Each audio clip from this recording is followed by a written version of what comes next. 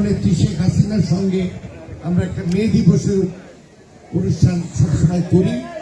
আজকে সকাল সকাল, কারণ বিগত 2 সপ্তাহ ধরে যেরকম তাপমাত্রা, রোদ, তারপরেও আমার এই ভাঙ্গার 12টি ইউনিয়ন আর পৌরসভার থেকে আমাদের মেয়র সাহেব, যিনি এমনি বাইরেন না, কিন্তু এই রোদের মধ্যে তিনি আপনাদের পাশে এসে উপস্থিত হয়েছেন।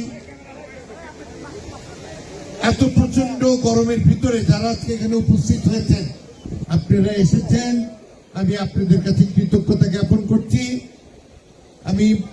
আমার বিশ্বাস ছিল শত রোদ হলেও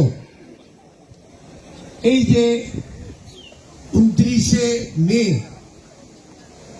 উপজেলার নির্বাচন হবে, উপজেলা পরিষদের, আমি জানি যে আমার ভাঙ্গাবাসী এই উপজেলার নির্বাচনে তারা আপ্রাণ চেষ্টা করবে যে তাদের পছন্দের মতন যাতে তারা উপজেলা চেয়ারম্যান নির্বাচিত করতে পারে।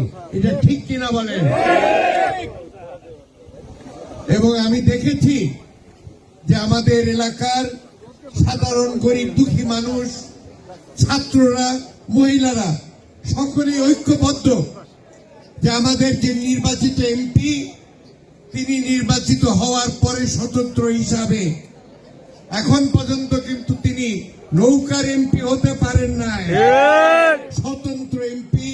শুনেছি আমার এই এলাকার যারা নৌকার পক্ষে কাজ করে বা নৌকার পক্ষে, তাদের এসে নদীতে নিয়ে ডুবিয়েছে, বকাবকি করেছে, মারধর করেছে।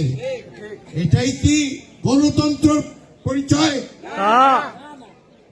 তাহলে পর আমাদের প্রস্তুতি নিতে হবে।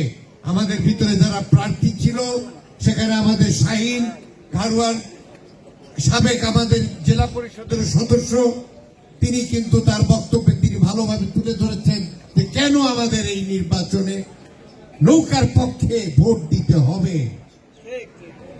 পাশাপাশি আরো যারা প্রার্থী ছিল তারাও তাদের বক্তব্য দিয়েছে। আমি তাদের অনুরোধ করব যে আপনারা দয়া করে নৌকার, যাকে আমরা সকলে মিলে এলাকার 12টি ইউনিয়ন পৌরসভা সকলে মিলে যাকে পছন্দ করেছে, আপনারা কি দয়া করে তার পক্ষে একটু কাজ করতে পারবেন না? যদি আপনারা তার পক্ষে কাজ করেন, আপনাদের নিজের পক্ষে কাজ করা হবে। কারণ গণতন্ত্রে আপনার ভোট আপনি দিবেন, যাকে খুশি তাকে দিবেন।